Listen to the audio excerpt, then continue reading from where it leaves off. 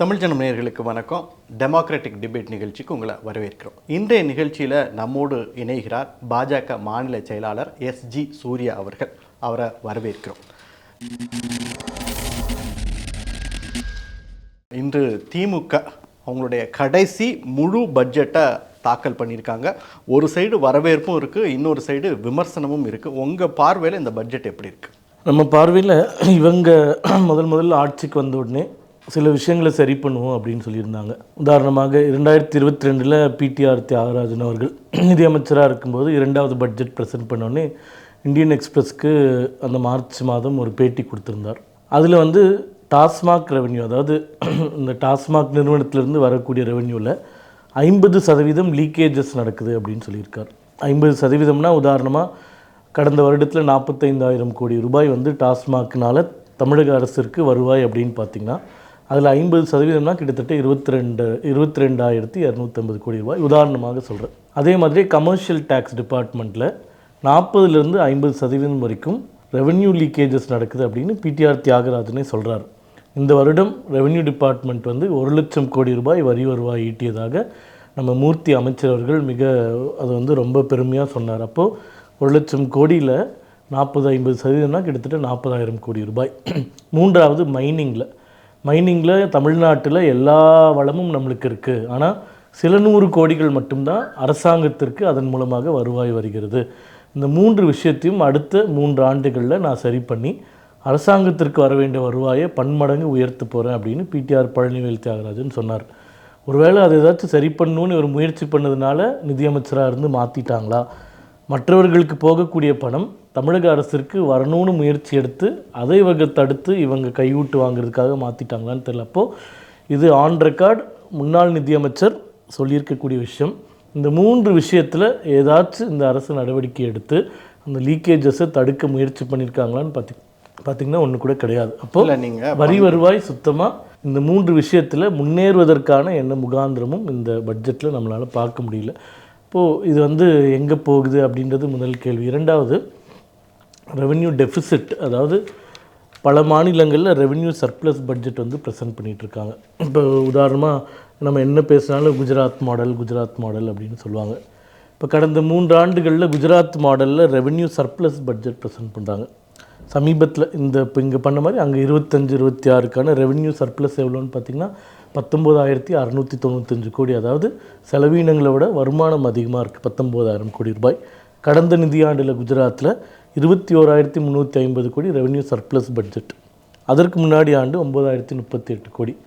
இதில் என்ன விசேஷம்னா, குஜராத் மாடல் நம்ம மெச்சலன்றது வேறு. இப்போ 19,695 கோடி ரூபாய் ரெவென்யூ சர்ப்ளஸ். மதுபானத்தினால எவ்வளோ அவர்களுக்கு வருவாய் வந்திருக்குன்னு பார்த்திங்கன்னா ரொம்ப ஆச்சரியமாக இருக்கும். நான் சொன்ன டாஸ்மாக் மூலமாக கடந்த வருடம் தமிழகத்திற்கு 44,500 கோடி ரூபாய் வருமானம் வந்திருக்கு. இல்லை, ஆனால் இன்றைக்கே வெளியில் செய்தியாளர்கள்கிட்ட பேட்டி கொடுத்துருக்காரு செந்தில் பாலாஜி. அது அவங்களுக்கு கொடுத்த, அதாவது இடியுடைய ரெய்டு மூலமாக அதன் பிறகு அந்த அறிக்கையில் ஒரு தெளிவு இல்லை, அந்த மாதிரி 1000 கோடி ரூபாய்க்கு அறிவிக்கலை, நாங்கள் பார்களை எல்லாம் முன்னாடி கூட டெண்டரில் விட்டுறோம், இப்போ எல்லாமே டெண்டராக மாறிடுச்சு, அதில் ஊழல் நடைபெறுவதற்கு வாய்ப்பே இல்லை. வெளியில் இருக்கக்கூடிய இந்த தனியார் மதுபான ஆலைகள் அவர்களுக்குள்ள தொடர்பு வச்சுருந்தா அது அவர்களுக்குள்ள உள்ளது, அதுக்கும் டாஸ்மாக்குக்கும் தொடர்பு இல்லை, அதை தொடர்பு படுத்தியிருக்காங்க அப்படின்னு. அது இரண்டாவது போகலாம். இப்போ நான் குஜராத்துக்கும் தமிழ்நாட்டுக்கும் மதுவினால் வரக்கூடிய வரியை பற்றி ஒரு சின்ன எக்ஸ்ப்ளனேஷன் கொடுக்குறேன். இப்போ கடந்த நிதியாண்டில் ரெவென்யூ ரெசிப்ட்ஸ் தமிழகத்திற்கு 2,99,000 கோடி. அதில் 44,000 கோடி ரூபாய் டாஸ்மாக் மூலமாக வந்தது. பர்சன்டேஜ் வைஸ் இது நீங்கள் எடுத்துக்கிட்டிங்கன்னா தோராயமாக ஒரு 17-18%. அதாவது தமிழகத்திற்கு வரக்கூடிய 100 ரூபாய் வரியில் 18 ரூபாய் குடிப்பதனால் அது மது பிரியர்களால் கொடுக்கப்படுகிறது நம்ம வச்சுக்கலாம். குஜராத்தில் இதே நிதியாண்டில் எவ்வளோ வரி வந்திருக்கு பார்த்திங்கன்னா அரசாங்கத்திற்கு 172.40 கோடி ரூபாய். 172 கோடி தான். அதாவது மெட்ராஸில் ஒரு நாள் டாஸ்மாக் கடைகளில் விற்கக்கூடிய வரியின் மதிப்பு குஜராத்தினுடைய ஒரு ஆண்டுக்கான மதுவினால் வரக்கூடிய வரி. இப்போ நீங்கள் 44,000 கோடி மதுவில் வருமானம் வாங்கியும் 1 லட்சம் கோடி டெஃபிசிட் பட்ஜெட் ப்ரெசென்ட் பண்ணுறீங்க. அவங்க மதுவில் வெறும் 170 கோடி ரூபாய் வரி வாங்கிட்டு 20,000 கோடி ரூபாய் சர்ப்ளஸ் பட்ஜெட் ப்ரெசென்ட் பண்ணுறாங்க. அப்போ இந்த மாடல் நம்ம புகழுமா வேணாமா? குஜராத் மாடல். உடனே நீங்கள் கேட்டிங்கன்னா குஜராத்தில் அது இப்படி இருக்குது, இது இப்படி இருக்குது, இங்கே இவ்வளோ நல்லா இருக்குன்றாங்க. நான் கேட்குறேன், குஜராத்தில் எல்லாம் 3 வேளை சாப்பிட்டுட்டு தூங்கிட்டு எல்லாம் நம்மள மாதிரி தானே பண்ணிகிட்ருக்காங்க. இங்கே இருக்கிறவங்களுக்கு என்ன ஏதாச்சும் ஸ்பெஷல் பவர்ஸ் வந்து எல்லோரும் வானத்தில் பறந்து பறந்து போயிட்டுருக்காங்களா? அப்போது ஒரு விஷயம் நல்லா இருக்குன்னு நம்ம சொன்னோம்னா உடனே அவங்கள மட்டம் தட்டுறதை விட்டுட்டு அவங்க எப்படி ப்ரூடெண்ட்டாக ஃபிஸ்கல் மேனேஜ்மெண்ட் பண்ணுறாங்கன்றது நம்ம இங்கே பேச போனோம்னா உடனே அங்கே இப்படியா இங்கே இப்படியா அப்படின்னு கேட்குறேன். நான் என்ன கேட்குறேன், அதுக்கு தான் இப்போ குஜராத்தில் பார்த்தா கிஃப்ட் சிட்டி இருக்குது. இப்போ அதுக்கு ஈக்விவலண்ட்டாக இவங்களும் 2000 ஏக்கரில் ஒரு புது சிட்டி வந்து உருவாக்க போகிறோம் அப்படின்னு சொல்கிறாங்க. அது வரவேற்கப்பட வேண்டிய திட்டம் தானே? இவங்க பட்ஜெட்டில் சொல்கிறது எல்லாமே நம்ம வரவேற்கப்பட வேண்டிய திட்டம் தான். 2021 இதே பட்ஜெட் தமிழகம் பிடிஆர் முதல்ல கொடுத்த பட்ஜெட்டில் சொன்ன எந்த விஷயங்கள் பண்ணியிருக்காங்கன்னு ஒரு 4 விஷயம் மட்டும் நான் கேட்குறேன். 2021 முதல் பட்ஜெட் இவங்க வந்தோடனே 14,317 காவலர்கள் வேக்கன்சிஸ் இருக்குது, இந்த நிதியாண்டில் தீர்த்து வைப்போம்னு சொன்னாங்க. 14,300 போக வேண்டாம், 300 பேர் கூட அவங்க இன்றைக்கி வரைக்கும் வேலைக்கு எடுக்கல. புதுசாக 1000 தடுப்பணைகள் கட்டுவோம்னு 2021 பட்ஜெட் சொன்னாங்க. ஒரு தடுப்பணை கூட இன்றைக்கி வரைக்கும் கட்டலை. 10 ப்ளூ ஃப்ளாக் ஸ்டாண்டர்ட் பீச்சஸ் வந்து உருவாக்கும் அப்படின்னு சொன்னாங்க. அதுவும் ஒன்று கூட இவர்கள் வந்து உருவாக்கவில்லை. இந்த மாதிரி நிறைய விஷயங்கள் ஒன்றுனா சொல்லிகிட்டே போகலாம். சித்தா பல்கலைக்கழகம் ஒன்று கொண்டு வருவோம்னு சொன்னாங்க, இன்றைக்கி வரைக்கும் கொண்டு வரல. அதனால் இவர்கள் சொல்லக்கூடிய ப்ராமிசஸ் நீங்கள் வந்து அப்படி எடுத்துக்கலனா கூட சென்னைக்கு பக்கத்தில் துணை நகரம் உருவாக்குறேன்றீங்க. உதாரணமாக நம்ம எடுத்துக்கலாம், சோழிங்கநல்லூர்னு ஒரு பகுதி இருக்குது. OMR ECR ஃபுல்லாக அந்த சென்னையில் மையப்பகுதின்னு சொல்ல ஐடிலாம் அங்கே தான் இருக்குது. அந்த பகுதியில் இன்றைக்கி வரைக்கும் பாதாள சாக்கடை திட்டம் வந்து அமல்படுத்தவே இல்லை. சென்னைக்குள்ளேயே நம்மளுக்கு எவ்வளோ பிரச்சனைகள் இருக்குது, அதில் குறைந்தபட்ச அடிப்படை கட்டமைப்பை நீங்கள் பண்ணிவிட்டு அப்புறமா பக்கத்தில் போய் துணை நகரம் உருவாக்குறேன்னு சொன்னீங்கன்னா பரவாயில்ல. சென்னையே நீங்கள் கவனிக்கல. சரி, சோழிங்கநல்லூர் பகுதி முழுக்க ஏன் நீங்கள் வந்து பாதாள சாக்கடை அமைக்கலன்னு பார்த்தீங்கன்னா திட்டங்கள் பற்றி பேசுகிறோம். கலைஞர் பன்னோக்கு மருத்துவமனைன்னு சொல்லியிருக்குங்க. சென்னை ஃபுல்லாக மழைநீர் வடிகால் கால்வாய்கள் அமைச்சிருக்காங்க. இதை பற்றியும் நம்ம பேசிதானே. நிச்சயமாக, அதாவது இந்த வருடம் 4000 கோடிக்கு அந்த மழைநீர் வடிகால் பணிகள் மட்டுமே நடந்தது. மழைநீர் வடிகால் பணிகளில் உங்களுக்கு தெரியும், மேயர்லேருந்து அமைச்சர்கள்லேருந்து 100% முடிஞ்சது, 95, 90, 80ன்னு ஆளாளுக்கு ஒரு நம்பர் சொல்லி இறுதியாக 40% தான் முடிஞ்சதுன்னு சொன்னாங்க. இந்த 4000 கோடி ரூபாயில் மழைநீர் வடிகால் பணிகள் நடைபெற்றது. அதிலிருந்து இவங்க எப்படி எஸ்கேப் ஆனாங்கன்னா, இந்த ஆண்டு வந்து மழை மிக குறைவாக இருந்தது. உதாரணமாக கடந்த ஆண்டு வந்து மிக கனமழை, அதனால் வந்து மாநகரமே ஸ்தம்பித்து விட்டது. போன ஆண்டு வந்து ஒரு 100% பெய்த மழையில் இந்த ஆண்டு 10-20% தான் பெய்தது. ஆனால் இந்த 10-20%க்கே பல இடங்கள் எப்படி முடங்கி போச்சுன்னு நம்ம பார்க்குறோம். அப்போ அந்தளவுக்கு மழை பெய்திருந்தால் எப்படி போயிருக்குன்னு நம்மளுக்கு தெரியும். இந்த மழைநீர் வடிகாலையும் இவர்கள் வந்து சரியான திட்டமிடல் இல்லை அப்படின்றது தான் பிரச்சனை. இப்போ உதாரணமாக விருகம்பாக்கம் ஒரு பகுதியில் IIT வந்து ஒரு திட்டமிடல் போட்டு கொடுத்தது. இவங்க வந்து அந்த திட்டத்துக்கு நேர்மாறாக மழைநீர் வடிகால் படி ஃபுல்லாக அமைச்சிட்டாங்க.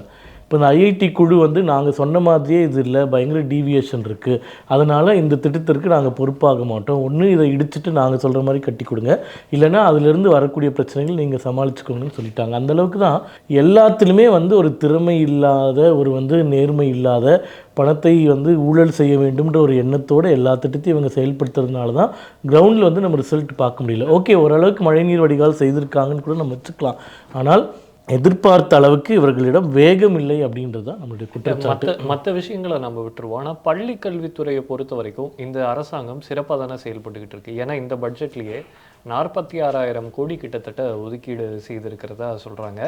ப்ளஸ் என்ன சொல்கிறாங்க, PM ஸ்ரீ திட்டத்தை அமல்படுத்தாததுனால மத்திய அரசு நமக்கு நிதி கொடுக்கல, அந்த நிதியையும் அரசாங்க நிதியிலிருந்து நாங்கள் பேலன்ஸ் பண்ணியிருக்கோம் அப்படின்னு சொல்கிறாங்க. அப்போது மாணவர்களுடைய அந்த விஷயத்தில் வாழ்க்கையில் அவங்க அக்கறை காட்டுறதா தானே. அதாவது கடந்த வருடம் பள்ளிக்கல்வித்துறைக்கு ஒதுக்கப்பட்ட தொகை 44,042 கோடி ரூபாய். இந்த நிதியாண்டில் 46,767 கோடி ரூபாய், கிட்டத்தட்ட ஒரு 2,000 கோடி ரூபாய் அதிகமாக ஒதுக்கீடு செஞ்சுருக்காங்க. சரி, இந்த 2,000 கோடி ரூபாய் நம்ம வந்து நினைப்போம் நல்ல கிளாஸ் ரூம்ஸ் கட்டுவாங்க, டீச்சர்ஸ் ட்ரைனிங் கொடுப்பாங்க, கம்ப்யூட்டர் லேப் கொடுப்பாங்க அப்படின்னு நீங்கள் நினச்சிங்கன்னா அங்கே தான் பிரச்சனை. ஏன்னா 7% DA உயர்வு அறிவிச்சிருக்காங்க ஆசிரியர்களுக்கு. அந்த 7% கொடுக்கறதுக்கே இந்த 2,000 கோடி ரூபாய் பத்தாது. அது போக இவ்வளோ வருஷம் நிப்பாட்டி வச்சுருந்த 15 days லீவ் என்கேஷ்மெண்ட் கோவிட் அப்போ ஸ்டாப் பண்ணியிருந்தாங்க. இப்போ அதை வந்து எடுத்துக்கலான்னு சொல்லிட்டாங்க. இப்போ இங்கே இருக்கக்கூடிய 1,00,000க்கும் மேற்பட்ட ஆசிரியர்கள் ஒவ்வொருத்தருமே 15 நாள் லீவ் என்கேஷ்மெண்ட் வந்து அவைல் பண்ணிட்டாலே 3,000-4,000 கோடி ரூபாய் அதுக்கே செலவாகும். அப்போது குறைந்தபட்சம் நீங்கள் ஒரு 20-30% பட்ஜெட்டை பள்ளி கல்வித்துறைக்கு அதிகப்படுத்தியிருந்தால் மாணவர்கள் மேலே உண்மையிலேயே அக்கறை இருக்குது, அடிப்படை கட்டமைப்புகள் வந்து உயர்த்துவதற்காக நீங்கள் செயல்படுவீங்களா? அதை வந்து மென்ஷன் பண்ணியிருக்காங்க. நாங்கள் வந்து ஸ்மார்ட் கிளாஸ் ரூம் வந்து செய்வோம், இந்த கம்ப்யூட்டரைஸ் பண்ணுவோம், டிஜிட்டைஸ் பண்ணுவோம் அப்படின்னு சொல்லியிருக்காங்க. பட்ஜெட்டை வந்து ப்ராப்பராக இதுக்கு ரிசோர்ஸ் அலோகேட் பண்ணாமல் இந்த அறிவிப்பை வெளியிட்டிருப்பாங்க அப்படின்னு சொல்கிறேன். இல்லை நான் சொல்லணும், இவங்க வருஷம் வெளியிடுற அறிவிப்பு தான் பட்ஜெட்டில். உதாரணமாக அரித்மெட்டிக் லிட்ரஸி இன்க்ரீஸ் பண்ணுறதுக்கு 66 கோடி ரூபாய் ஒதுக்கணும் 2021 சொன்னாங்க. இன்றைக்கி வரைக்கும் ஒன்றுமே பண்ணல. அதான் சொல்கிறேனே, இவங்க பட்ஜெட் அறிவிப்புன்றது பட்ஜெட் அறிவிப்பாக. உதாரணமாக இன்றைக்கி நீங்கள் நம்ம நிறைய பட்டியலிட்டு இருக்கோம், இதை செய்யலை அதை செய்யலை அப்படின்னு. ப்ளஸ் நீங்கள் பாஜகலேருந்து வந்திருக்கனால நான் இந்த கேள்வியை முன்வைக்கிறேன். மத்தியில் இருக்கக்கூடிய பாஜக கிட்டேருந்து ஒரு பெரிய நிதி சவாலை நாங்கள் எதிர்கொள்ள வேண்டி இருக்கிறது. நிறைய திட்டங்களுக்கு அவங்க கொடுக்க மாட்டேங்கிறாங்க. ஜிஎஸ்டிலேருந்தே எங்களுக்கு வந்து எங்ககிட்டேருந்து வரி வசூல் செய்துட்டு போதுமான அளவு எங்களுக்கு திரும்பி கொடுக்க மாட்டுறாங்க. அந்த நிதி சவாலை ஒரு சைடு எதிர்கொண்டுட்டு இன்னொன்று நாங்கள் எங்களுடைய செலவினங்களையும் சமாளிக்க வேண்டியிருக்கு அப்படிங்கிற ஒரு விளக்கத்தை தமிழக இதோட ஒரு மிகப்பெரிய பொய் வந்து இந்த அரசாங்கம் வந்து சொல்வதற்கு வாய்ப்பே கிடையாது. இது வந்து ஆத்தென்டிகேட்டடாக அசம்பிளியில் சப்மிட் பண்ண பேப்பர்ஸ் வச்சு இது பொய்ன்னு நான் சொல்கிறேன். ஏன் பொய்ன்னு சொல்கிறேன்னா, அதாவது அடுத்த வருஷத்துக்கு இவ்வளோ நிதி எதிர்பார்க்குறோன்றது எஸ்டிமேட் கொடுக்குறோம், அதுதான பட்ஜெட்டு. இப்போ இந்த 25-26 ஆண்டுக்கு மத்திய அரசுக்கிட்டேருந்து 49,755 கோடி ரூபாய் நாங்கள் எதிர்பார்க்கக்கூடிய வருமானம் அப்படின்னு போன வருஷம் பட்ஜெட்டில் ப்ரெசென்ட் பண்ணியிருக்காங்க. இது என்னென்னு பார்த்தீங்கன்னா டெவல்யூஷன் ப்ளஸ் கிராண்ட் இன் எய்ட்ஸ் இரண்டுமே சேர்த்து. ஆனால் இந்த வருடம் அதாவது அவங்க ப்ரொஜெக்ட் பண்ணது 49,755 கோடி. மாறாக மத்திய அரசாங்கம் 52,491 கோடி ரூபாய் கொடுத்துருக்காங்க. கிட்டத்தட்ட 2,500 கோடி ரூபாய்க்கு அதிகமாக இவர்கள் எதிர்பார்த்ததை விட நிதியை ஒதுக்கீடு செய்திருக்கின்றது மத்திய அரசு. இப்போ இவங்க என்ன சொல்கிறாங்க, 8,000 கோடி டெஃபிசிட்டை நான் கிளியர் பண்ணியிருக்கேன்றார். நிதியமைச்சர் பேசும்போது பட்ஜெட் துறையில் சொல்கிறார். அதாவது என்ன சொல்கிறாருன்னா 8,000 கோடி ரூபாய் மிச்சப்படுத்தியிருக்கேன் அப்படின்னு சொல்கிறார். அதில் இந்த 2,500 கோடி ரூபாய் மத்திய அரசு அதிகமாக கொடுத்தது, அதை முதல்ல புரிஞ்சுக்கணும். ரெண்டாவது, கேபிட்டல் எக்ஸ்பெண்டிச்சரில் கிட்டத்தட்ட 915 கோடி ரூபாய் செலவு செய்யாமல் நிறுத்தி வச்சுருக்காங்க. அப்போ இந்த 8,000 கோடி நான் வந்து டெஃபிசிட்டை கிளியர் பண்ணியிருக்கேன்னா என்ன அர்த்தம்னா, எல்லா துறைகள்லையும் கொஞ்சம் கொஞ்சமாக நீங்கள் செலவு பண்ணாங்க, மிச்சப்படுத்தி நான் வந்து மிச்சப்படுத்திட்டேன் அப்படின்னு சொல்கிறாங்க. அது மட்டும் இல்லையே, இன்னைக்கு முதன்மை செயலர் வந்து சொல்கிறாரு, நாங்கள் கடன் வாங்க போகிறோம், ஆனால் கடந்த வருஷத்தை விட ஒரு 7,000 கோடி கம்மியாக வாங்க போகிறோம். அது ஒரு பட்ஜெட்டில் அது எவ்வளோ பெரிய ஒரு தன்னம்பிக்கையான விஷயம். நாங்கள் கடனை கம்மி பண்ணியிருக்கோம், கடந்த வருஷத்தை விட இந்த வருஷம் கடன் கம்மியாக வாங்க போகிறோன்றாங்க. அதாவது வருஷம் ஆதிமுக ஆட்சி விட்டுட்டு போகும்போது 30,000 40,000 கோடி ரூபாய் கடன் வாங்கிட்டு இருந்தாங்க. இவங்க 1,00,000 கோடி ரூபாய் வரைக்கும் போயிட்டாங்க வருட கடனே. இப்போ கடந்த வருஷம் 1,00,000 கோடி ரூபாய் வாங்கிட்டேன், இந்த வருஷம் 7,000 கோடி கம்மினா 93,000 கோடி. பழைய ஸ்டேட்டஸ்க்கு வரல 30,000 40,000 கோடிக்கு. சரி, நீங்கள் இவ்வளோ கடன் வாங்குறீங்களே, கிட்டத்தட்ட 5 லட்சம் 6 லட்சம் கோடி ரூபாய் கடன் வாங்கிட்டீங்க. அதில் எவ்வளோ நீங்கள் கேபிட்டல் எக்ஸ்பெண்டிச்சர் பண்ணியிருக்கீங்கன்றது தான் மீண்டும் மீண்டும் நம்ம கேட்டுட்ருக்கோம். அதாவது கடனை வாங்கி சம்பளம் கொடுக்கறது, கடனை வாங்கி பென்ஷன் கொடுக்கறது, இது எந்த எக்கானமிலுமே ஒரு சிறந்த மாடலே கிடையாது. நீங்கள் வந்து 1,00,000 கோடி கடன் வாங்கினதுக்கு வந்து ஒரு 1000 பாலம் போட்டுட்டேன், இல்லை வந்து பாம்பேயில் வந்து நவி மும்பையிலேருந்து மும்பை வரைக்கும் கடலில் பாலம் கட்டினாங்க, 20,000 கோடி ரூபாய் செலவு பண்ணாங்க. நீங்கள் இவ்வளோ பணம் வாங்குறதுக்கு ஒரு வேளை மெட்ராஸ்லேருந்து எங்கேயாச்சும் கடலில் போய் பாலம் போட்டிருக்கீங்க அப்படின்னு சொன்னால் அதை வந்து பாராட்டலாம். இல்லை அடிப்படை கட்டமைப்புகள் புதிதாக பள்ளிக்கூடங்கள் கட்டியிருக்கோம், கல்லூரிகள் கட்டியிருக்கோம் அப்படின்னு பார்த்தீங்கன்னா அது எதுவுமே கிடையாது. கல்லூரிகள் புதுசாக கட்டுறது எல்லாமே எப்படி கட்டுறாங்க, இந்த அறநிலைத்துறையில் இருக்கக்கூடிய நிதி எடுத்து ஒரு கோயில் இதெல்லாம் கேபிட்டல் எக்ஸ்பெண்டிச்சர் தானே சார். கலைஞர் பன்னோக்கு மருத்துவமனை, மழைநீர் வடிகால், இதெல்லாமே வந்து இன்ஃப்ராஸ்ட்ரக்சரை டெவலப் பண்ணுறதுக்கான விஷயம். பன்னோக்கு மருத்துவமனை வந்து ஏற்கனவே இருக்கக்கூடிய திட்டத்தை அப்கிரேட் பண்ணக்கூடிய திட்டம் தான். அதாவது கிங்ஸ்னு ஒரு ஹாஸ்பிட்டல் ஏற்கனவே அரசாங்க மருத்துவமனை இங்கே இருந்தது, அதை வந்து அப்கிரேட் பண்ணியிருக்காங்க, அவ்வளோதான். அதனால் மிகப்பெரிய இன்ஃப்ராஸ்ட்ரக்சர் ப்ராஜெக்ட்ஸ் இல்லைன்றது மிக மிக குறையாக நம்மளுக்கு இருக்கின்றது. இப்போ உதாரணமாக இப்போது திருவான்மியூர்லேருந்து உத்தண்டி வரைக்கும் ஒரு பாலம் போடுறேன்னு சொல்லியிருக்காங்க, 2,500 கோடி ரூபாய். அதே மாதிரி வேளச்சேரியிலேருந்து கிண்டி வரைக்கும் ஒரு பாலம் போட போகிறேன்னு சொல்லியிருக்காங்க, அது 35 கோடி ரூபாய் ஏதோ ஒதுக்கியிருக்காங்க. மெட்ரோக்கு பெரிய ப்ராஜெக்ட் இல்லை. அதான் மெட்ரோக்கு இவங்க என்ன பணம் கொடுக்கறது, RRTS ஸ்டடி பண்ணுவோன்னு சொல்லியிருக்காங்க. அதே மாதிரி ஏர்போர்ட், அதாவது கிளாம் இல்லை மெட்ரோவுக்கு அவங்க தொடர்ச்சியாக அவங்க வந்து கிளைம் பண்ணுறது பரந்தூருக்கு கனெக்ட் மத்திய அரசாங்கம் தரேன்னு சொல்லிட்டு தரல, நாங்களே வந்து பணம் போட்டு மெட்ரோ பணிகளை கிளியர் பண்ணியாச்சு. அதான் முதல்வரே போய் பிரதமரை நேரில் பார்த்து பேசி மத்திய அரசினுடைய பங்காக 75% மேலே நம்ம எடுத்துக்குவோன்னு சொல்லியாச்சு. இப்போ நான் என்ன சொல்லேன்னா, இப்போ இந்த 2 விஷயங்கள் வேளச்சேரி கிண்டி திருவான்மியூர்லேருந்து உத்தண்டி, இது நல்ல திட்டங்கள் தான், நான் இல்லைன்னு சொல்லலை. ஆனால் இது 5 ஆண்டுகளுக்கு முன்னாடியே வந்திருக்க வேண்டிய திட்டங்கள். இரண்டாவது, நிதி ஒதுக்குனதுனால இந்த திட்டம் வந்து செயல்படுமா அப்படின்னு பார்த்தீங்கன்னா அதுக்கும் நம்ம உத்தரவாதம் சொல்ல முடியாது. ஏன்னா சைதாப்பேட்டை டு டி நகர் வெறும் 3 கிலோமீட்டர் பாலத்துக்கு 3 வருஷத்துக்கு முன்னாடியே அடிக்கல் நாட்டினாங்க. இன்றைக்கி வரைக்கும் அதை இவங்க முடிக்கலை. அப்போ இன்ஃப்ராஸ்ட்ரக்சர் ப்ராஜெக்ட்ஸில் உங்களுடைய அந்த டைம்லைன் ஃபாலோ பண்ணுறது, இல்லை உங்களுடைய ட்ராக் ரெக்கார்டு, இது எல்லாமே பார்த்தோம்னா மிக மிக மோசமாக இருக்கிறது. ஒரு வருஷமும் நீங்கள் தள்ளி போட்டு செலவினமும் அதிகமாகிட்டே இருக்குது. மீண்டும் மீண்டும் நம்ம சொல்கிறது, நான் சொன்ன அந்த நவி மும்பை டு மும்பை அந்த ப்ராஜெக்ட் பற்றி கொஞ்சம் சொல்லணுன்னா, நவி மும்பை இங்கே இருக்குது, மும்பை இங்கே இருக்குது. நீங்கள் இங்கேருந்து இங்கே போகணுன்னா இப்படி லேண்டில் இப்படி சுற்றி போகணும். இங்கே ஃபுல்லாக கடல் இருக்குது. அப்போ நீங்கள் இப்படி சுற்றி போகிறதுக்கு 2 மணி நேரம் ஆகும் டிராஃபிக்கில் எல்லாமே. இந்த கடலில் வந்து 30 கிலோமீட்டர் பாலம் போட்டதுனால 20 நிமிஷத்தில் போகிறீங்க. 2 மணி நேரம் போனது 20 நிமிஷம் போகிறீங்க. 20,000 கோடி ரூபாய் செலவு பண்ணி 5 வருஷத்தில் அந்த திட்டத்தையே முடிச்சுட்டாங்க. 18 பிரதமர் போய் துவக்கிறாரு, 24 பிரதமரே போய் அதை திறந்தும் வச்சிடுறாரு. இப்போ 5 வருஷத்தில் முடிச்சிடுறீங்க. மதுரவாயல் டு போர்ட் ப்ராஜெக்ட் எடுத்து பாருங்கள், 20 வருஷமாக போட்டுகிட்டே இருக்கீங்க, பிரச்சனையாகவே இருக்குது. அப்போது பிஜேபி ஆளக்கூடிய மாநிலங்களில் கடலுக்குள்ளேயே பாலத்தை வந்து 5 வருஷத்தில் போட்டுடுறாங்க. நீங்க நிலத்துல ஒரு பாலம் போடுறதுக்கு கிலோமீட்டர் கிடப்புல போடப்பட்டது இவங்க வந்த ஆண்டுல தொடங்கி இருக்காங்க இல்லையா? அதான் சொல்றேன், இவங்க 2021 பட்ஜெட்லேயே அந்த திட்டத்தை மீண்டும் ஆரம்பிப்போம்னு சொன்னாங்க. என்ன பண்ணியிருக்கீங்கன்னு கேளுங்க. ஒரு செங்கலை கூட இன்னைக்கு வரைக்கும் எடுத்து வைக்கல. அதே மாதிரி பல திட்டங்கள்ல ஒரு உதாரணம் நான் சொல்றேன். இவங்க அறிவிப்புகள்லாம் ரொம்ப அழகா இருக்கு, மாயஜாலத்தோட ரொம்ப ரொம்ப அழகா இருக்கு. ஆனா அந்த அறிவிப்பு செயல்பாடுல என்ன இருக்குன்றதான் நம்மளுடைய கேள்வி. உதாரணமாக 2023ஆம் ஆண்டு கள்ளக்குறிச்சியில் சிப்காட் தொழிற்பூங்கால தைவான் நாட்டை சேர்ந்த ஒரு காலனி உற்பத்தி தொழிற்சாலையை அமைப்போம் அப்படின்னு முதல்வரே போய் துவக்கி வைக்கிறார். காலனி தொழிற்சாலை அப்படின்னு சொல்லிட்டு எவ்வளோ சொல்கிறாரு? 2302 கோடி ரூபாய் முதலீடு, 20,000 பேருக்கு வேலை கொடுக்க போகிறோம் அப்படின்னு அறிவிப்பு இருந்தது. 1000 கோடி ரூபாய் முதற்கட்டமாக ஒதுக்குறாங்களாம். அடுத்த 1302 கோடி ரூபாய் வர ஆண்டுகள் ஒதுக்கப்படும், 20,000 பேருக்கு வேலை வாய்ப்பு கொடுப்போம் அப்படின்னு சொன்னாங்க.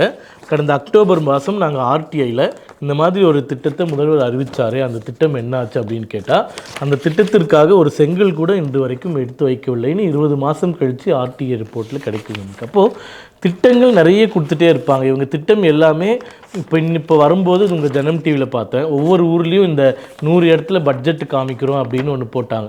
எவ்வளோ இடங்களில் ஒருத்தர் கூட உட்கார்ந்து பார்ப்பதற்கு இல்லை. திமுகவில் இருக்கக்கூடிய உங்கள் கிளை செயலாளர்கள், வட்ட செயலாளர்கள் சொல்லியிருந்தா கூட திமுக காரணையாச்சும் 10 பேர் உட்கார வச்சுருப்பான். எவ்வளோ ஊர்களில் ஒருத்தர் கூட பார்க்காம இருக்குன்னு பாருங்கள். அந்த இதில் இவங்க எல்லா இடத்துக்கும் போலீஸ் பாதுகாப்பு வேறு, ஒரு இடத்துலையும் 2 போலீஸ் பாதுகாப்பு. அந்த 2 போலீஸ் மட்டும் உட்காந்து பட்ஜெட்டு பார்த்துட்டு இருக்காங்க. அப்போது திட்டமிடல் இல்லைன்றது இதிலே புரியுது. நீங்கள் 100 இடத்துல போட்டு காட்டுறீங்க, சரி, அது எப்போ அறிவிக்கிறீங்க தெரியுமா? ஒரு நாளைக்கு முன்னாடி அறிவிக்கிறீங்க. உண்மையிலே இதுக்கு எவ்வளோ செலவு பண்ணியிருப்பாங்க நம்ம திருப்பி ஆர்டிஐ போட்டு கேட்கணும். ப்ரொஜெக்டர் ஹையர் பண்ணியிருப்பீங்க, சேர் எடுத்திருப்பீங்க, ஷாமியானா போட்டிருப்பீங்க, எலக்ட்ரிசிட்டிக்கு செலவு பண்ணியிருப்பீங்க, இதில் எவ்வளோ கோடி நீங்கள் செலவு பண்ணியிருப்பீங்கன்னு தெரியல. அப்போது நீங்கள் இது பண்ணுறீங்கன்னா முதல்ல அறிவிப்பு கொடுக்கணும் அந்த பகுதி மக்களுக்கு, இல்லை வேறு ஏதாச்சும் மொபிலைசேஷன் பண்ணணும். இது எதுவுமே பண்ணல. நாங்கள் என்ன கேட்குறோன்னா, நீங்கள் ஆட்சிக்கு வரும்போது என்ன சொன்னீங்க? 100 நாட்கள் பேரவை நடத்துவோம்னு சொன்னீங்க. 20 நாள் கூட நடக்கலை கடந்த ஆண்டில். சரி, நடக்கக்கூடிய விஷயத்தை எல்லாத்தையும் லைவ் ஸ்ட்ரீமிங் பண்ணுவோம் பாராளுமன்றத்தில் வர மாதிரின்னு சொன்னீங்க. இன்றைக்கி வரைக்கும் நீங்கள் லைவ் ஸ்ட்ரீமே பண்ணல. ஒருவேளை நீங்கள் லைவ் ஸ்ட்ரீமிங் பண்ணியிருந்தீங்கன்னா இந்த கூத்தெல்லாம் தேவையே இல்லையே.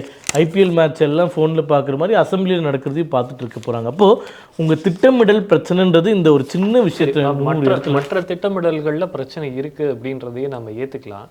ஆனால் பெண்கள் விஷயத்தில் அரசு இந்த பட்ஜெட்டில் சொல்லியிருக்கிற விஷயங்கள் அவர்கள் மீதான அக்கறையை காட்டுவதாக தானே இருக்குது. உதாரணத்துக்கு இந்த செர்விக்கல் கேன்சர், அந்த கேன்சரால் பெண்கள் பாதிக்கப்படுவதை தடுப்பதற்காக இந்த குழந்தைகளுக்கு தடுப்பூசி போடுறதுக்கு நிதி சொல்லியிருக்காங்க.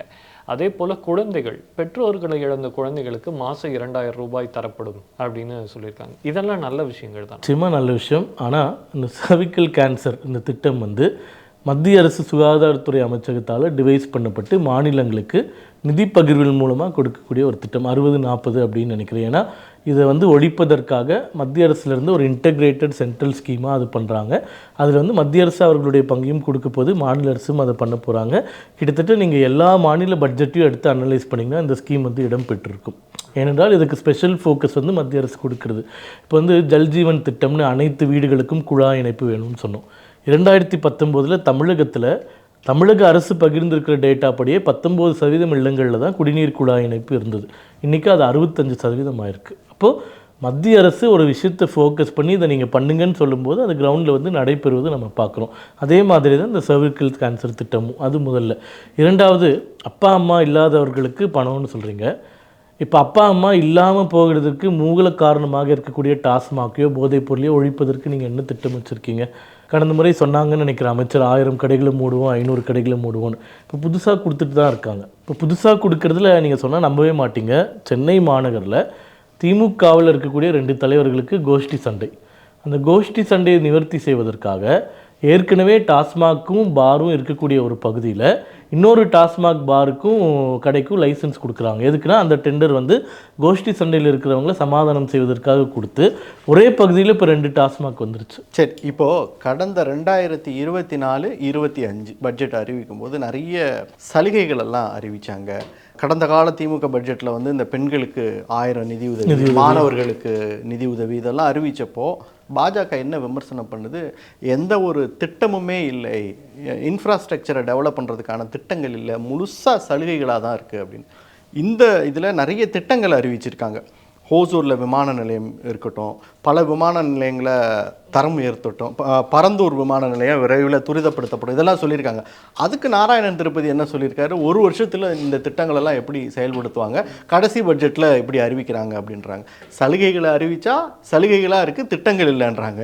திட்டங்களை அறிவித்தா இதெல்லாம் எப்படி செயல்படுத்த போகிறாங்க? அதாவது உங்கள் கேள்வியிலே வந்து இந்த பட்ஜெட் எவ்வளோ ஒரு பித்தலாட்டும்னு நீங்களே உங்களை அறியாமல் எக்ஸ்போஸ் பண்ணிட்டீங்க. என்னன்னா நான் பண்ணல, நீங்கள் பண்ணிட்டீங்க. என்னன்னா இந்த வருஷம் ஹோசூரே அவங்க சொல்லலை, ராமேஸ்வரத்தில் பண்ணுறேன்னு சொல்லியிருக்காங்க. ஹோசூரில் பண்ணுவேன்னு போன வருஷம் சொன்னாங்க. ஒரு இன்ச்சு கூட நவரில் இன்னைக்கு வரைக்கும். இதுதான் பிரச்சனைன்ற. இப்போ ஹோசூர் விமான நிலையம்னு கடந்த பட்ஜெட்டில் அறிவிச்சாங்க, இன்னைக்கு பட்ஜெட் ஆயிடுச்சு. இல்லை, ஆனால் விமான நிலையம் அமைக்க வேண்டியது மாநில அரசினுடைய கடமையா மத்திய அரசினுடைய கடமை தான். ஆனால் மாநில அரசு அதுக்கு எடுத்துருக்கக்கூடிய நம்ம எப்படி புரிஞ்சுக்கலாம்ல, தமிழ்நாடு அரசு பட்ஜெட்டில் அறிவிச்சு அதற்கான ஒரு ரெக்வஸ்ட்டை கவர்மெண்ட் கிட்ட வச்சாங்க, சென்ட்ரல் கவர்மெண்ட் கிட்ட. சென்ட்ரல் கவர்மெண்ட் அதற்கு இன்னும் கன்சிடர் பண்ணல அப்படின்னு எடுத்துக்கலாம்ல. பரந்தூர் விமான நிலையம், அதாவது இன்னைக்கு வந்து ஹைதராபாத்து, பெங்களூரு, பாம்பே இந்த விமான நிலையங்கள்னால் எவ்வளோ இன்க்ரீஸ் ஆகி ஃபுட்ஃபால் எவ்வளோ வந்திருக்கு நம்ம பார்க்குறோம். சென்னை வந்து டாப் 10 கூட இல்லாத அளவுக்கு கீழே போயிடுச்சு. இப்போ மத்திய அரசாங்கம் கடந்த 3 ஆண்டுகளாக சென்னை விமான நிலையத்திற்கு ஒதுக்குவதற்காக 30,000 கோடி ரூபாய் வரைக்கும் தயாராக வைத்திருக்காங்க. ஆனால் இன்னைக்கு வரைக்கும் பரந்தூர் விமான நிலையம்னு ஐடென்டிஃபை பண்ணது மாநில அரசாங்கம் தான். இன்னைக்கு வரைக்கும் நிலம் கையகப்படுத்துவதே முடியல. அப்போ நிலம் கையகப்படுத்துவது மத்திய அரசினுடைய வேலையா மாநில அரசினுடைய வேலையா? மாநில அரசு. அதில் ஒரு இன்னும் போராட்டங்களே முடியல. லேண்ட் அக்விசிஷனுக்கு அப்புறம் போகலாம், போராட்டமே இன்னும் முடிக்கல. நீங்கள் சமாதானப்படுத்தலை, ஒரு நல்ல ஒரு டீல் அவங்களுக்கு கொடுக்கல, அதனால் போராட்டம் பண்ணுறாங்க. எப்போ நீங்கள் போராட்டத்தை முடித்து எப்போ நிலத்தை கையகப்படுத்தி எப்போ ப்ராஜெக்ட் ஆரம்பித்து எப்போ முடிக்கிறது? 10 வருஷம் ஆகிடும் போல். இதே சூழ்நிலை தான். நான் மீண்டும் மீண்டும் சொல்வது, நிர்வாக திறமையற்ற ஒரு அரசு. வேணும்னே இவங்க வந்து சோஷியல் மீடியாவுக்காக ஒரு ஆட்சி நடத்திய திட்டத்திற்கும் அது மாதிரியான பிரச்சனைகளை மக்கள்கிட்ட எதிர்ப்பு இருக்கும்போது அதை சரி செஞ்சுட்டு தானே அந்த திட்டத்தை எவ்வளோ நாளுன்னு கேட்குறேன். 3 ஆண்டுகளாக சமப்போ நீங்கள் முடியுமா முடியாதான்னு முடிவு செய்கிறதுக்கு 2 ஆண்டு எடுத்துட்டீங்க. அங்கே போய் ஆரம்பிக்கலாமா வேண்டாமான்றதுக்கு இன்னும் 2 ஆண்டு ஆயிடுச்சு. அப்போது அங்கே போராட்டம் இருக்குது, பண்ண முடியாதுன்னா விட்டுருங்க, அடுத்த ஸ்பாட்டுக்கு போங்க. அது யாருனுடைய வேலை? உங்களுடைய வேலை. இப்பவும் பரந்தூர் தான் வேணும்னு சொல்கிறீங்க. நீங்கள் கேட்டீங்க, அதாவது ஹொசூருக்கு வந்து மத்திய அரசு ஒரு வேலை டிலே பண்ணுதான்னு சொல்லிட்டு பட்ஜெட்டில் இங்கே அறிவிச்சிட்டாங்க. அறிவித்ததுக்கப்புறமா 6 மாதம் கழித்து பாராளுமன்றத்தில் ஒரு ரிட்டர்ன் கொஸ்டின் விமானத்துறை அமைச்சருக்கு வைக்கப்படுகிறது. ஹோசூர் விமான நிலையம் கட்டுவதற்கான பணி எந்த அளவில் உள்ளது அப்படின்னு. அதுக்கு அவர் ரிப்ளை பண்ணுறாரு, இன்னைக்கு வரைக்கும் விமான அமைச்சகத்திற்கு ஹோசூர் விமான நிலையத்தை அமைக்க வேண்டும் என்ற கோரிக்கையை தமிழக அரசு எங்களிடம் வைக்கவே இல்லை அப்படின்னு வைக்கிறார்.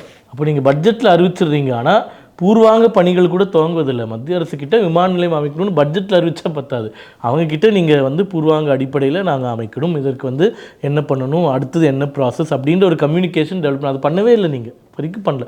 இப்போ தான் வந்து பெங்களூர் விமான நிலையம் இருக்கிறதுனால அந்த ரேடியஸில் இதை அமைக்க முடியுமான்ற சாத்தியக்கூறுகளை ஆராய்ந்துட்டு இருக்காங்க. அதனால சொல்கிறேன், ஸ்லோ ரொம்ப. அதாவது ஒன்று அறிவிச்சிட்டாங்கன்னா அதை ஃபைலை ஓப்பன் பண்ணுறதுக்கே 10 மாதம் ஆகிடும் போல். அதுக்குள்ளே அடுத்த பட்ஜெட் வந்துடுதா, அந்த விஷயத்தை மறந்துட்டு புது அறிவிப்புகள், அப்புறம் புது அறிவிப்புகள். இந்த டிலே அவங்க திட்டமிட்டு பண்ணுறாங்க அப்படின்னு சொல்கிறீங்களா, இல்லை நிர்வாக ரீதியில்? கேபிட்டல் எக்ஸ்பெண்டிச்சருக்கு பணம் இல்லை, 10 பைசா கூட பணம் இல்லை. நான் சொல்கிறேன், 1,06,000 கோடி டெபிசிட்னா எங்கே போய் சமாளிக்க முடியும்? சம்பளம் கொடுப்பதற்கும் பென்ஷன் கொடுப்பதற்குமே சரியாக இருக்கின்றது. அதுக்கு தான் பிடிஆர் சொல்கிறாரு, பெரும் அறிவிப்புகள். அதுக்கு தான் பிடிஆர் சொன்னது உண்மையிலே நான் ரசித்தேன். அதாவது டாஸ்மாக்கு அது ஸ்டாம்ப்பு மினிஸ்ட்ரி, ஸ்டாம்ப் டியூட்டி, அப்புறமா மைனிங். இந்த 3ல் இவர்கள் வந்து இந்த லீக்கேஜஸை தடுத்தாலே இந்த இந்த பட்ஜெட்டில் சொல்லியிருக்கிறது 3,31,569 கோடி ரெவென்யூ ரிசிப்ட்ஸ் வருமானம்.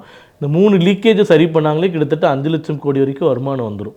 அப்போ நீங்கள் கடனும் வாங்க வேண்டாம், கேபிட்டல் எக்ஸ்பெண்டிச்சர் பண்ணுறதுக்கே 50-60 கோடி ரூபாய் உங்களுக்கு எக்ஸஸாக கிடைக்கும். ஆனால் அந்த லீக்கேஜஸ்லாம் இப்போ எங்கே போகுது அப்படின்றது தான் பிரச்சனை. இன்னொன்று அதில் வந்து பாசிபிலிட்டிஸ், அறிவிச்ச திட்டங்களை செயல்படுத்துறதுக்கான பாசிபிலிட்டிஸ். அடுத்த வருஷம் ஆட்சி முடிய போகுது, இப்போ விமான நிலையம் கட்ட போறேன்றாங்க. அது எந்த அளவுக்கு? விமான நிலையம் மட்டும் இல்லை, துணை நகரம் பாருங்க, சேட்டலைட் சிட்டின்றது எவ்வளோ பெரிய ப்ராஜெக்ட் அது. அதை கடைசி வருஷத்துல தான் அறிவிக்கணுமா? அதே மாதிரி உதயநிதி ஸ்டாலின் ரொம்ப மெச்சுக்கிறாங்க இல்லையா, விளையாட்டுத்துறையில் அவர் தான் வந்து உலகத்திலே சிறந்த அமைச்சர், இந்தியாவிலே அவர் தான் சிறந்த அமைச்சர். யாரோ ஒருத்தர் சொன்னார், ஏதோ ஒலிம்பிக்ஸில் இவ்வளோ மெடல் வாங்கினதுக்கு வந்து உதயநிதி ஸ்டாலின் தான் காரணம்னு அவங்க அமைச்சர் சொன்னார். ஒவ்வொரு மாவட்டத்திலையும் பிரத்யேக மைதானம் அறிவிக்கப்படும்னு கடந்த 3 பட்ஜெட்டில் சொல்லிட்டு இருக்காங்க. எந்த மாவட்டத்தில் அமைச்சிருக்காங்க நீங்கள் சொல்லுங்கள்? ஏன்னா எதுக்குமே பணம் இல்லாதான் பிரச்சனை. இப்போ பணம் இருந்தால் தானே செலவு பண்ண முடியும்.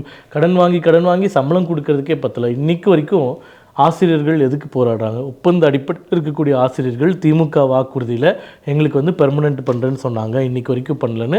இந்த எண்ணிக்கையில் இருக்கக்கூடிய ஆசிரியர்களே லட்சக்கணக்கில் இருக்காங்க.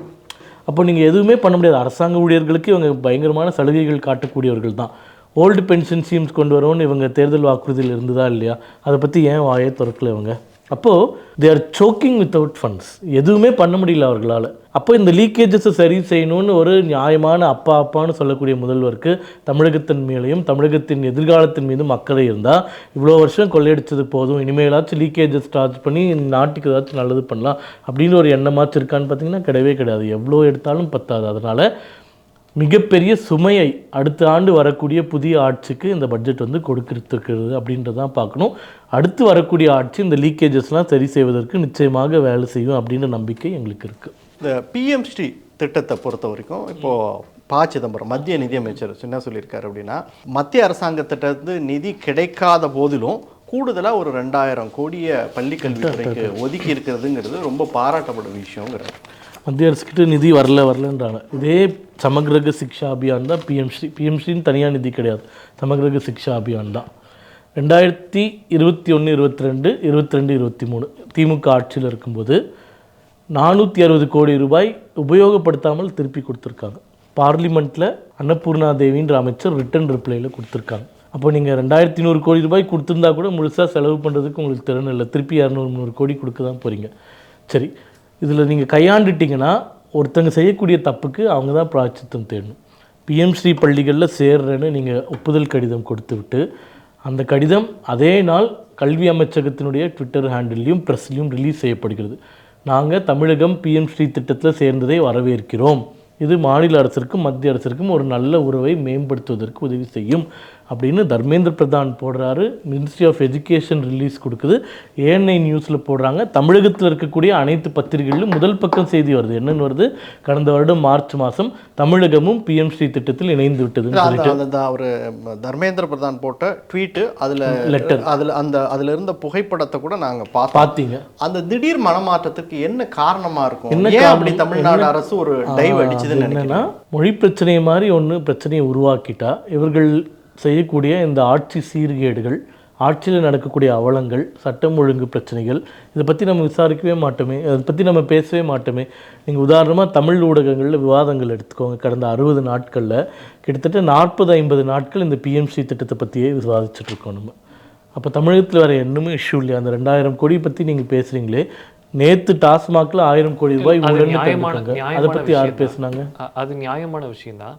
ஆனால் நம்முடைய பாஜக தலைவர் அண்ணாமலை அவர்கள் ஒரு விஷயத்தை ரைஸ் பண்ணுறாரு. என்ன அப்படின்னா, இந்த ருப்பி ஆர் சிம்பலுக்கு பதிலாக அவர் ரூபோ, இதை நம்ம எடுத்திருக்க வேண்டிய அவசியமே இல்லையே. திமுக தேவையில்லாத ஒரு பிரச்சனையை கிளப்புது அப்படின்னா அதை இஷ்யூ ஆக்குறதுல பாஜகவுக்கு ஒரு பங்கு இல்லை. அதாவது இது எல்லாத்துலேயுமே நம்ம அப்ஜெக்ஷன் நம்ம சொல்ல வேண்டியது எதிர்க்கட்சியாக நம்மளுடைய கடமை. பட் அதை பற்றி தொடர்ந்து பேசணும்னு நம்ம விரும்பலை.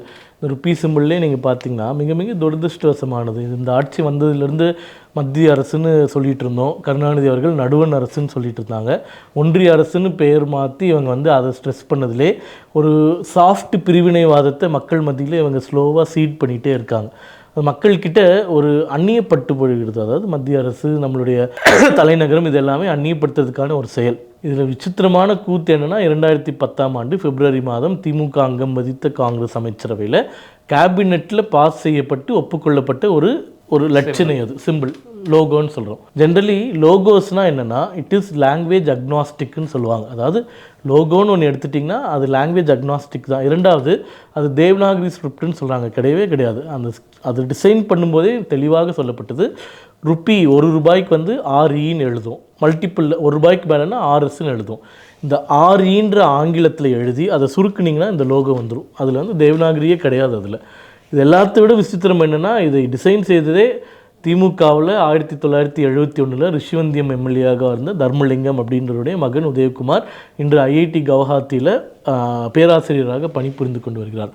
அதை கருணாநிதி அவர்கள் பாராட்டியது, லெட்டர் கொடுத்தது, சிதம்பரம் அவர்கள் வந்து விருது கொடுத்தது, அந்த உதயகுமாரனுடைய அப்பாவும் அம்மாவும் இது வந்து எங்களுக்கு மிகப்பெரிய பெருமைன்னு சொன்னது. இவ்வளோ விஷயங்கள்லாம் இருக்கும்போது இன்றைக்கி planning commission vice chairman Jayaranjan வந்து இது வந்து ஹிந்தியாக இருக்குது, அதனால் நாங்கள் ஒத்துக்க மாட்டோம் அப்படின்னு சொல்கிறது. அப்போ வந்து இவங்களுக்கு வந்து இந்திய கொடி பிடிக்கலன்னா நாளைக்கு மாற்றிக்குவாங்களா? எங்களுக்கு இந்த கொடி பிடிக்கல, இதில் வந்து காவி இருக்கிறது பிடிக்கல, அதுக்கு பதில் நாங்கள் மஞ்சள் கலர் போட்டுக்கிறோன்னா ஒத்துக்க முடியுமா? இதெல்லாம் வந்து நிர்மலா சீதாராமன் அவர்கள் நேற்று பதவி பிரமாணத்திற்கு எதிரான ஒரு செயல்.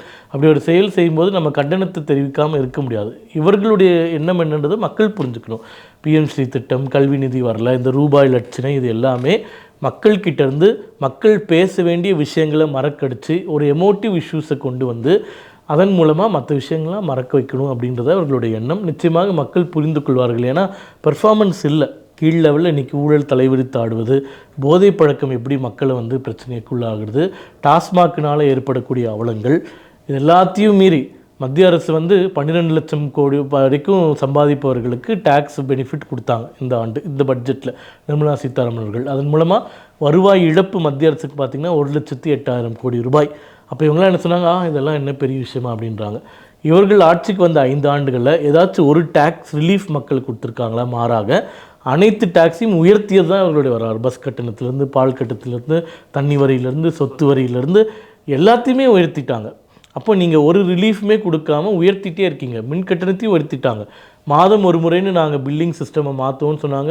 அவங்க தேர்தல் வாக்குறுதியில் கொடுத்தாங்க, இன்றைக்கி வரைக்கும் நிறைவேற்றவில்லை. அப்போது இவர்கள் வந்து மத்திய அரசு பற்றி குறை சொல்வதற்கோ இல்லை அவங்க சரியாக பண்ணல நாங்கள் சொல்லுவோன்னு தம்பட்டம் அடிப்பதற்கோ எந்த விஷயமே இல்லை அப்படின்றத மக்கள் நிச்சயமாக புரிஞ்சுக்குவாங்க. நான் மறுபடியும் அந்த PMC திட்டத்துக்கு தான் நான் வரேன். 2 சைடுமே தொடர்ச்சியாக வாதங்களை எடுத்துகிட்டு வந்தாங்க.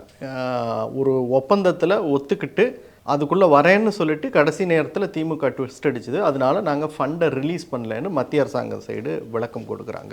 ஆனால் நாங்கள் வந்து எங்களுக்கு ஃபண்டு தரலைன்னாலும் பரவாயில்ல, நாங்கள் வந்து நாங்களே ஃபண்டை இன்ஃப்யூஸ் பண்ணி அதை மும்மொழி கொள்கைக்கு ஒத்துக்க மாட்டோம் அப்படின்னு ஒரு ஹோல்டு எடுத்து அது மூலமாக நீட்டில் கிடச்ச அந்த ஃபெயிலியரை டேமேஜ் கண்ட்ரோல் பண்ணுறாங்களா? நிச்சயமாக. இப்போ இவங்க ஃபண்டு நான் எங்களுக்கெலாம் வேண்டாம், நாங்கள் அமல்படுத்த மாட்டோம் அப்படின்னு சொல்கிறதுலாம் வெற்றி பேச்சா? ஏனென்றால் இவங்க பண்ண தப்பு என்னென்னா, கடந்த கல்வியாண்டில் அந்த சமகிரக சிக்ஷா அபியான்ன்றது 4 திட்டங்களை உள்ளடக்கிய ஒரு இன்டெகிரேட்டட் காம்பனண்ட்டோட ஸ்கீம். அதில் PMCன்றது ஒரு காம்பனண்ட். அந்த காம்பனண்ட்டுக்கு இந்த ₹2103 கோடி கிட்டத்தட்ட ₹600 கோடி அதில் ஒரு காம்பனண்ட். இது வந்து மத்திய அரசு நேரடியாக ஒதுக்குறது இல்லை. மாநில அரசு அதிகாரிகள் உட்கார்ந்து 4 திட்டத்தில் இதுக்கு இவ்வளோன்னு கன்சென்சஸில் எடுக்கக்கூடிய நிதி ஒதுக்கீடு தான். இவர்கள் கடந்த ஆண்டு PMC வேணான்ற ஒரு கொள்கை முடிவை தீர்க்கமாக எடுக்கவில்லை. எடுத்திருந்தாங்கன்னா இந்த ₹600 கோடி நீங்களாக ₹1500 கோடி சமகிரக சிக்ஷா அபியான் நிதியாக மாநில அரசுக்கு வந்திருக்கும். இப்போ அடுத்த கல்வியாண்டுக்கு என்ன நடக்கும்னா, இந்த இன்டெகிரேட்டட் ஸ்கீமில் PMCக்கு உண்டான நிதி மட்டும் தமிழகத்திற்கு ஒதுக்கப்படாது. மற்ற மீறி 3 காம்பனண்ட் வந்துடும். அப்போ ₹1500 கோடி ₹1500 கோடி வரதான் போகுது. அப்போ அவங்க மறுபடியும் வந்து ஒட்டு மொத்தமாக கல்விக்கு மத்திய அரசாங்கம் நிதி கொடுக்கல அப்படின்னு புதுசாக ஒரு பிரச்சனை கிளப்பாங்க. இப்போ இந்த ஆண்டுக்கே ₹2100 கோடி அந்த PMC திட்டம் நீங்களாக மீதி நிதியை வந்து கொடுக்க முடியுமா அப்படின்னு மாநில அரசாங்கத்தோடு நாங்கள் பேசிகிட்டு இருக்கோன்னு தர்மேந்திர பிரதான் சொல்லியிருக்காரு. இப்போ மார்ச் 31 இந்த நிதியாண்டு வந்து முடிஞ்சிடும். அதனால் இந்த வருஷத்திற்கே ஏதாச்சும் ஒரு காம்ப்ரமைஸ் அரேஞ்ச்மெண்ட் வந்து ஏதாச்சும் நிதி ஒதுக்கப்படும் அப்படின்னு நம்ம எதிர்பார்க்குறோம். அதை பற்றி நம்மளுக்கு தெரியல. ஆனால் இப்போ நீங்கள் நினச்சா ஒதுக்க முடியாதா அப்படின்னு கேட்டிங்கன்னா ஒதுக்க முடியாது. ஏனென்றால் 4 திட்டங்கள் உள்ளடக்கிய ஒரு திட்டத்திற்கு ₹2100 கோடி. ஒருவேளை இப்போ மத்திய அரசு வந்து PMCக்கு இவங்க MOU சைன் பண்ணாமலே நிதியை ஒதுக்குறாங்கன்னு வச்சுக்கலாம். நாளைக்கு CAG ஆடிட் வந்து நம்மளுக்கு ரிமார்க் எழுதி அந்த பணத்தை திரும்பி வாங்குங்கன்னு சொல்ல போகிறாங்க. ஏன்னா அரசாங்கம்ன்றது எப்படி இயங்குது, நம்ம ஒரு திட்டத்துக்கு ஒத்துக்கிறோம், அதுக்கு நிதியை ஒதுக்குறோம், அந்த திட்டத்தை அமல்படுத்தினா அந்த நிதியை கொடுக்க முடியும். இவங்க என்ன சொல்கிறாங்க, நான் திட்டத்துக்கு ஒத்துக்கிட்டேன், இப்போ நான் ஒத்துக்க மாட்டேன், ஆனால் நீ பணம் கொடுக்கணும் அப்படின்னு கேட்குறது தான் பிரச்சனை. அதனால் மக்கள்கிட்ட தவறான செய்திகளை கொண்டு போகிறதுல இவங்க ரொம்ப வல்லமைப்படுத்துவார்கள். ஊடகம் முழுக்க அவங்க கண்ட்ரோலில் இருக்கும்போது இன்றைக்கி பொதுமக்களுக்கே வந்து மத்திய அரசு ஏதோ வேணும்னே நிதி கொடுக்க மாட்டேங்கிறாங்க அப்படின்னு ஒரு எண்ணம் வந்து உருவாக்கப்பட்டிருக்கு. ஆனால் உண்மையிலேயே இவர்கள் ஒப்புக்கொண்டு ஒரு திட்டத்தை நிறைவேற்றாததுனால் அந்த பணம் இவர்களுக்கு கொடுக்கப்படவில்லை அப்படின்றது தான் உண்மை. நேயர்களே, இத்துடன் டெமோக்ராட்டிக் டிபேட் நிகழ்ச்சி நிறைவு பெறுகிறது. நன்றி, வணக்கம்.